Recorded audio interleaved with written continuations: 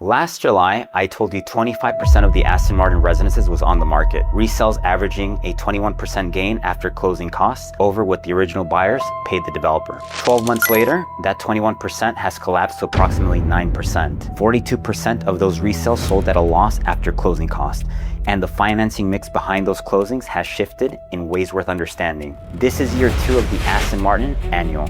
Quick orientation for new viewers. Aston Martin Residences, 391 units, completed April 2024 at the mouth of the Miami River. Sellout north of $1 billion. Sales launched in late 2017. By August 2019, the building was already 50% sold. Year 1 covered the first 14 months after delivery, April 2024 through June 10th, 2025. 96 active listings, 29 cumulative closings. Resales returned an average of 21% after closing costs. Spread over a 3 to 6 year holding period, measured from when each owner signed their pre-construction contract, 2019, 2020, or 2021, that worked out to roughly 3.5 to 7% annualized. Methodology note from year 1. That range should have been 3 to 6, not 3 to 5. A 2019 contract signer who sold by June 2025 was approximately 6 years in. Year 2 extends that range to roughly 4 to 7. To be clear on the cohort, 2019 through 2021 captures the bulk of pre-construction sales. Earlier contracts going back to 2017 would have annualized lower. Later contracts would have annualized higher. For those who sold at a profit, the range reflects the typical buyer, not every individual contract. The year 1 thesis, headline does not equal net. Year 2 introduces a different problem entirely. Here's the picture from June 10th, 2025 through June 9th, 2026. 37 closed sales in the past 12 months. Volume is actually up, about 49% faster on a monthly basis than year 1. So volume is not the problem. This is the problem. Of those 37 closings, 36 were resales. And just to be precise on the methodology, we measure each resale against what the original buyer paid the developer, not against any intermediate flip price. The math on those 36, an average gain of nearly 9% after closing costs. In year 1, that average was 21%. Spread over a 4 to 7 year holding period, measured from when each owner originally signed their pre-construction contract, 2019, 20, or 21, that works out to roughly 1.3 to 2.3% annualized, at or below recent inflation. And the number that matters most, 15 of those 36 resales sold at a loss after closing costs. That's 42%. In year 1, it was 12.5%. Let me give you one example. Unit 2703. It closed with the developer in June 2024 for $2.5 million. 30 days later, in July 2024, that first buyer flipped it for $4 million, $1.5 million gain 30 days later. Keep in mind that we're not exactly sure when that original owner of Unit 2703 actually went under contract. That could have been as far back as 2017. So it's not necessarily a gain in 30 days. Remember, that first buyer could have signed a pre-construction contract as early as 2017. The 30 days measures from the developer's closing, not from the original contract signing. Then, January 2026, the second buyer sold the same unit for $3.78 million.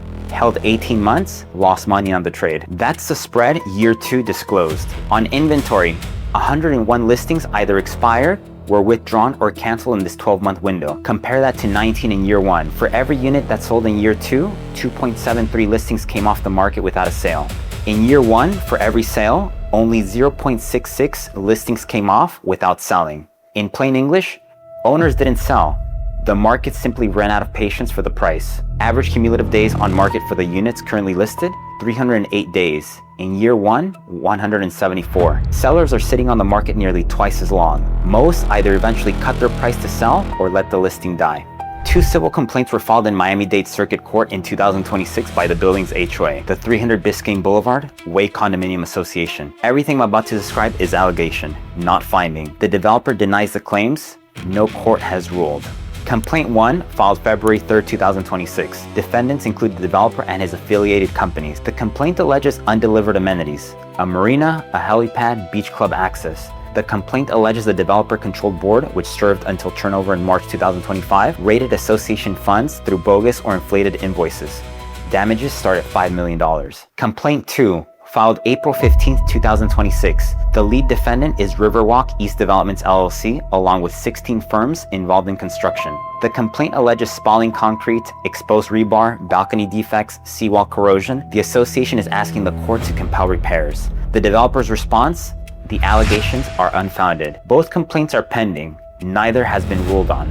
But here's why the market doesn't wait for the courts. Fannie Mae Selling Guide, Section B4 2.103. In plain English, projects where the HOA or developer is named in pending litigation related to safety, structural soundness, habitability, or functional use of the project are ineligible for sale to Fannie Mae. Construction defect litigation where the HOA is the plaintiff is explicitly not considered minor. Freddie Mac applies the same standard. And warrantability isn't just a financing checkbox, it's a window into a building's broader financial health. When Fannie Mae or Freddie Mac flag a project, they're surfacing concerns about reserves, structural integrity, and long-term viability, not just what their loan can fund. What pending construction defect litigation typically does is affect warrantability. Fannie Mae's own selling guide is clear on that. Whether it's already changed Aston Martin's project level status, that's a real-time question for a mortgage broker pulling current Fannie Mae designations. Look at the data.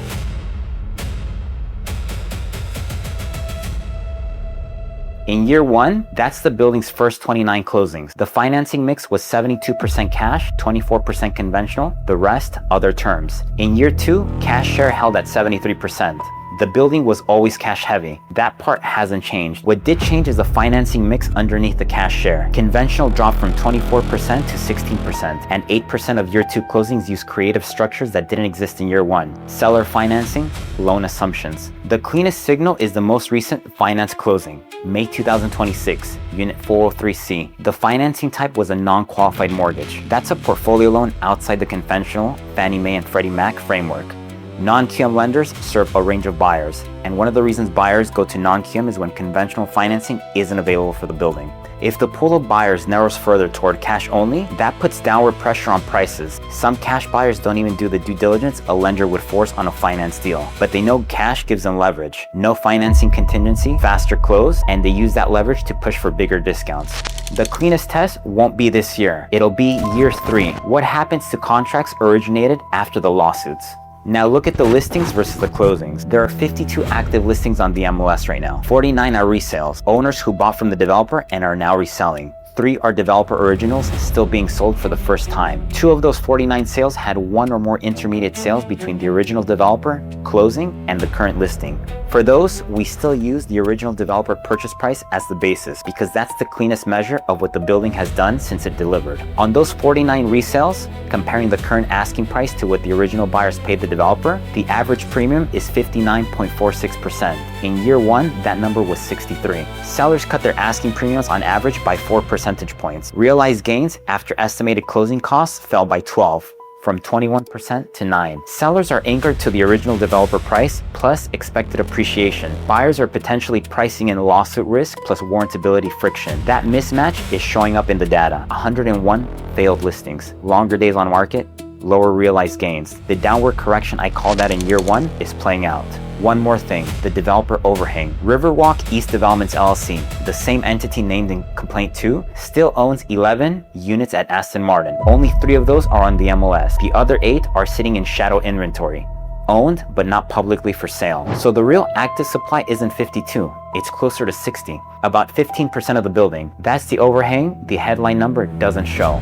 If you bought pre-construction and you want out, your best window has already closed. The buyers who closed with the developer and listed within 2 or 3 months of delivery got the highest premiums. Some flipped in days after closing. Unit 1105 closed with the developer at $531,900 on August 26, 2024, and resold 1 day later for $650,000. That arbitrage doesn't exist anymore. By the time you've held a year, you're competing with a saturated market, 2 pending lawsuits, and conventional financing that may not work. And if you're a buyer looking at pre-construction in Miami, especially in submarkets with a high concentration of new construction like downtown and Brickell, the lesson is generally to wait. Let the building deliver. Let the market sort itself for at least a year after delivery. Watch what closes and how it closes. A few words on where this goes. Over the next 2 to 3 years, prices at Aston Martin will likely continue to drift down. Downtown and Brickell have a wave of new branded towers delivering. The supply story isn't done. And if the lawsuits do turn out to restrict conventional financing here, and we don't know yet whether they have, that pressure stays in place until they resolve.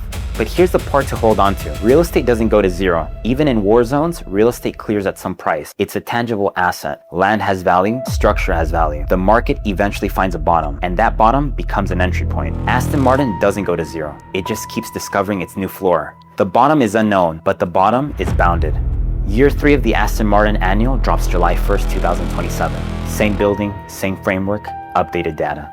If you're underwriting any branded condo in Miami, Porsche, Bentley, Cipriani, Waldorf, the warrantability question is one of the first things to surface. The financial health of a condo association is the hardest thing for buyers to evaluate. Most don't hire attorneys or accountants with HOA experience because the cost adds up fast and the documents run hundreds of pages. That's the gap I'm working on. More on that in future videos. References to the lawsuits in this video are based on publicly available news reporting about civil complaints filed in Miami-Dade Circuit Court. None of these allegations have been adjudicated. The developer denies the claims. This is analytical commentary, not legal, financial, or investment advice. Subscribe and hit the bell. Miami Luxury Decoded.